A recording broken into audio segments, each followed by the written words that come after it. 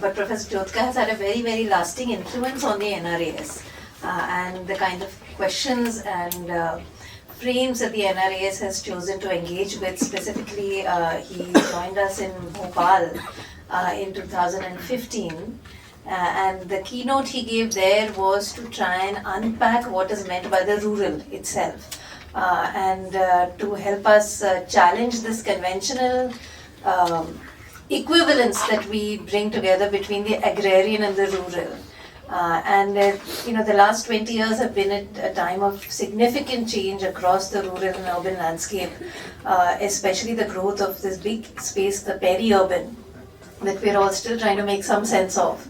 And while the session is on the village, I think Professor Jodhka has been one person who has really kept up, and I think just picking from what Professor Gurpreet said in terms of continuing to pay attention to the field and to learn from the field and understand the pulse of what has been going on. Taking inspiration from two parts of his work. One is this rural-agrarian relationship. How do we understand that the rural encompasses a lot more than the agrarian? And of course now there is little bits of pockets of the agrarian in urban spaces also that are increasingly showing up. But the other arc of his work that has hugely influenced my own trajectory has been one on inequality. And I've been very privileged and he was very, very kind and generous in terms of the very long deadline he gave me to write this piece on inequality and agrarian worlds that came out sometime last year, I think, or early this year, now I'm forgetting, the last couple of years. December last year. And I would like to take this opportunity to just lay out before you some of these arcs of inequality that have, of course, gone, they form the heart of Professor Jodhka's work. But how they have shaped our understanding of the village, our understanding of the rural, of agrarian life broadly. I would just like to lay some of these thoughts in front of you, and then I'm very happy to take questions and have a broader discussion on this.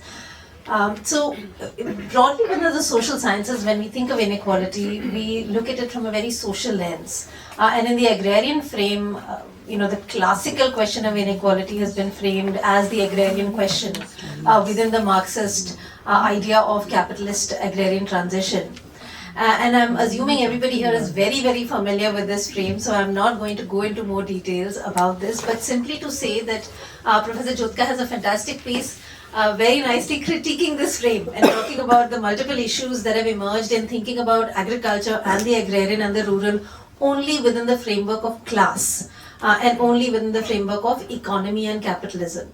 And so when you look at sort of the next set of ideas that have shaped thinking about inequality within the space of agriculture, we move on to the idea of intersectionality. So we bring in questions in the Indian context of caste and gender or ethnicity when we think about tribal regions, but also in the global context you bring in the idea of race and see how these have shaped agrarian worlds and shaped outcomes for people in terms of access and control of resources, whether it's land or other kinds of resources, and their ability to control their own labor.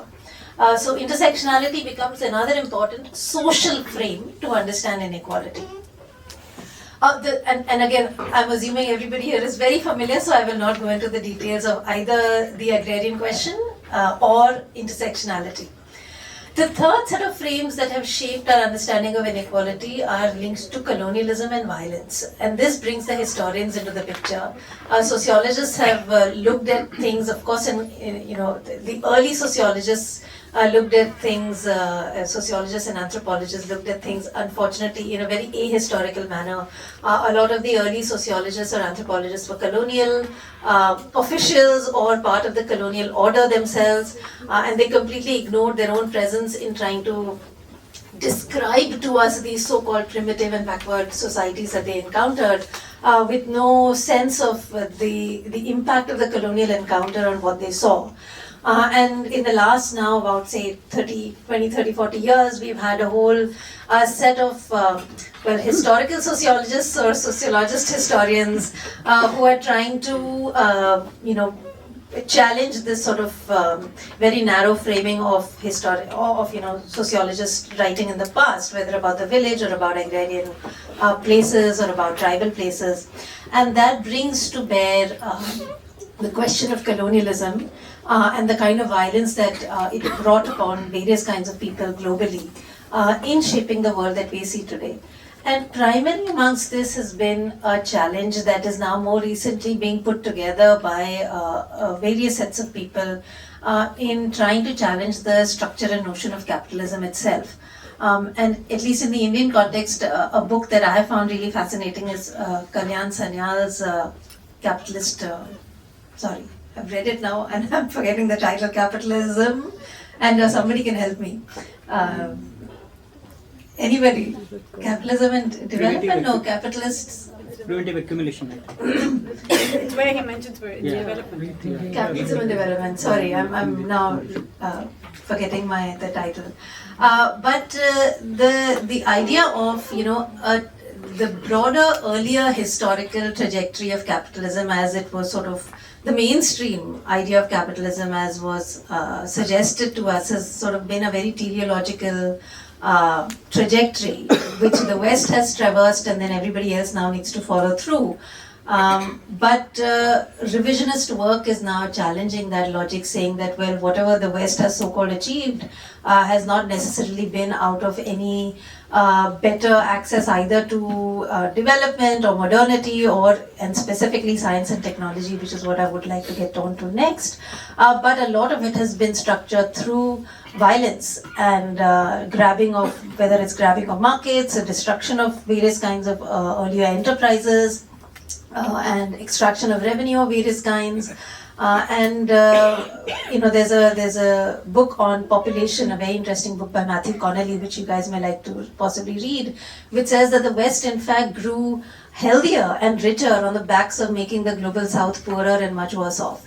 And so understanding inequality within a historical context has been a really, really important shift in the last, in the social science understanding of transition and change in the last few decades. And that has been an important contribution of the historians into the story. And this takes me really to the stuff that I actually want to talk about today. 3 or 4 different frames that have shaped my work. I come from science and technology studies. And for me, understanding the role of science and technology in shaping how we understand the world in terms of our perception about the world and our, meaning broadly multiple actors in this world, how do we see the world as refracted through a lens of science and technology? And how has science and technology been related both to the state and governments as well as to the market, whether capitalist or otherwise? And finally, how has science and technology been related to other forms of knowledge? So these are sort of 3 different arcs that I would like to speak about today. And eventually, well, the 4th arc is how have science and technology linked related, if at all, to nature and to ecology. So 4 different arcs that have shaped my own work. I briefly want to talk about them. If one looks at the relationship of science and technology to the state and to the market, in a way they are inseparable. We sort of think about the state and the market as quite distinct from one another. But if one looks at the rise of science and technology, and I'm specifically talking about agriculture here, if one looks at the quote-unquote contribution of science and technology to agriculture, or the reshaping of agriculture by science and technology. And part of this history one can trace through the American land grant institutions and other forms of technological institutions and technical infrastructures from the 1850s onwards to the about 1910s or so, just before World War I. What emerges is a relationship of states supporting certain forms of investment and research in science and technology, specifically in the American context, trying to pursue labor-saving forms of technological innovation. And there is an interesting history, of course, of slavery in the United States, of appropriation of native lands, of taking over the land by white settlers, and then facing a labor crisis. So you have white settlers have taken over large amounts of land which they have deemed as quote-unquote empty.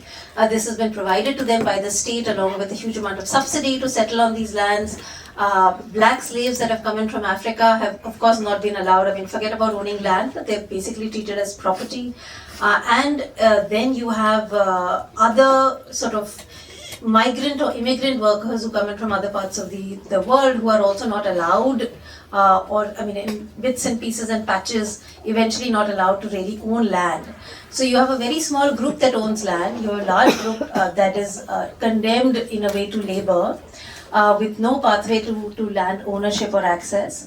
And within that particular context, with the outlawing of slavery, there is really now a crisis of labor.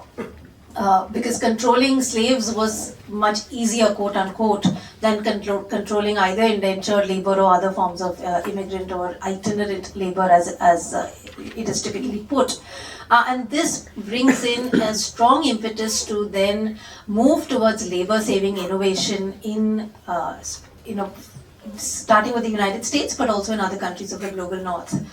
And this sets in motion a certain kind of science and technology that we see emerge over the 50 years.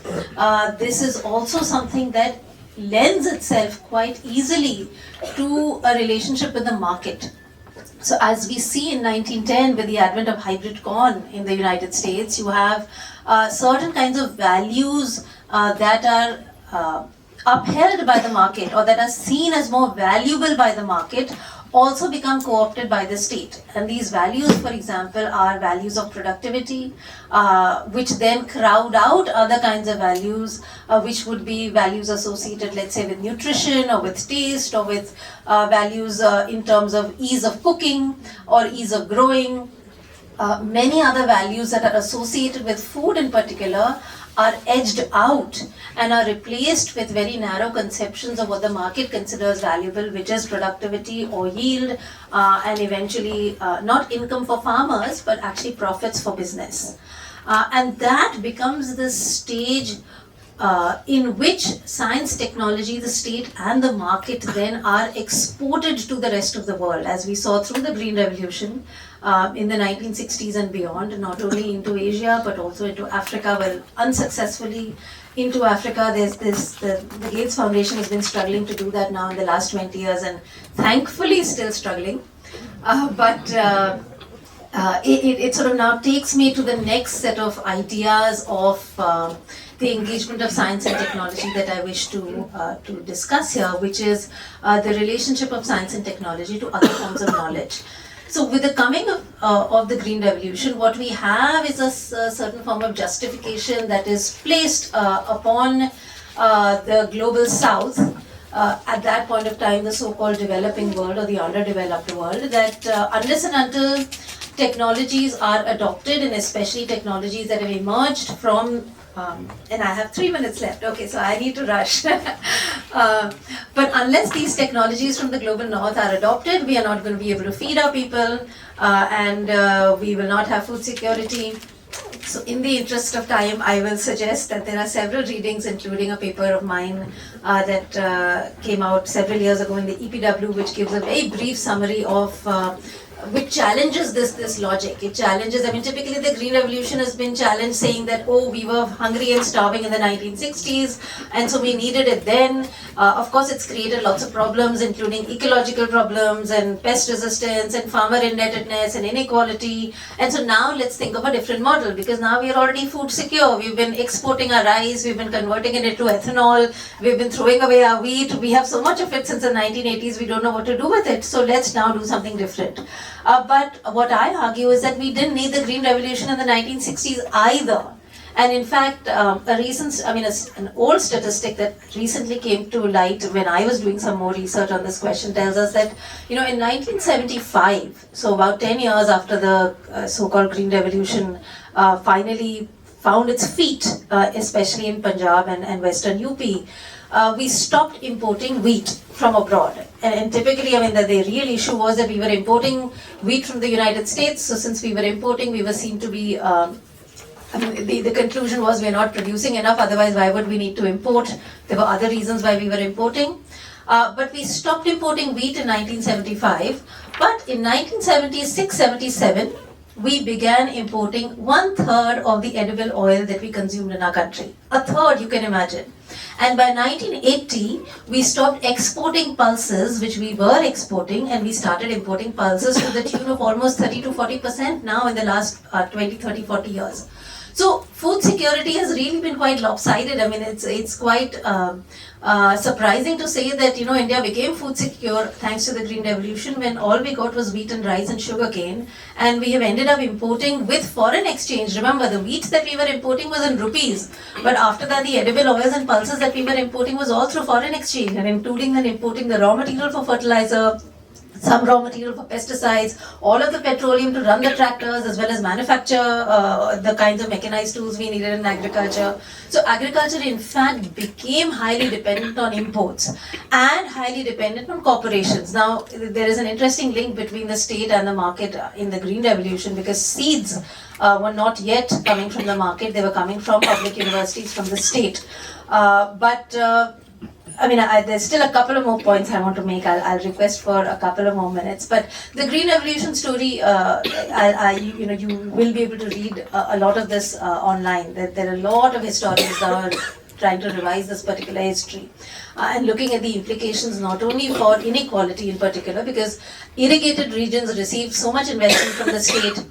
The dryland regions were condemned with hardly any investment, and the consequence we see ironically in both places. You know, a dryland region like Vidarbha suffering due to lack of investment by the state, but also an irrigated region like Punjab suffering thanks to the technological treadmill of the Green Revolution, despite investment of the state. So, you know, those things we can unpack more in the Q&A. The last point I wanted to make, well, two last points, was the relationship of 1 minute. Science and technology with indigenous knowledge. What the Green Revolution did was demean and destroy all forms, most forms of indigenous knowledge associated with agriculture and farming. And this demeaned knowledge that was in the hands of cultivators, that was in the hands of caste groups that have been historically oppressed in our society. And this assumption that science and technology is the way forward was an assumption that not only came from the West, but it was wholeheartedly adopted by the elites in our own country. And this is linked to many other arcs of inequality, whether it is to inequalities of language. So an English-speaking agricultural science graduate has more value than a non-English-speaking farmer who has been doing farming all her life. And then, just very quickly, the last bit of frames that I want to leave you with is the relationship of science and technology to nature. And within the agrarian and rural space, nature has been considered, and within the social sciences also, nature has been considered to be land or property from a very economistic frame. But nature is ecology, nature is life, nature is sustenance, nature in terms of our relationship with it, our embeddedness with it, our sort of, we exist because there is nature. A lot of these relationships again have been lost and destroyed, partly because many of these logics were in conversation with and in relation with indigenous knowledge. And so how do we rethink a lot of that? You know, the Anthropocene is a term that people now often use to talk about our relationship with nature. Of course, there are critiques of the Anthropocene that it assumes a homogeneity of people, so it doesn't look at caste, class, gender, race, but it does pay attention to the fact that you know, there is a relationship that we have with nature that we need to pay attention to it. With the coming of climate change, the impact on the rural and the agrarian spaces have been immense. And as we speak every year, I mean, the story of Punjab, the story of Uttarakhand this year, I'm sure you are all familiar with all of that. So these questions need to be brought into the picture for us as social scientists. So it's not just about the social, but also about the ecological, also about other forms of knowledge. And I'll stop here. Thank you.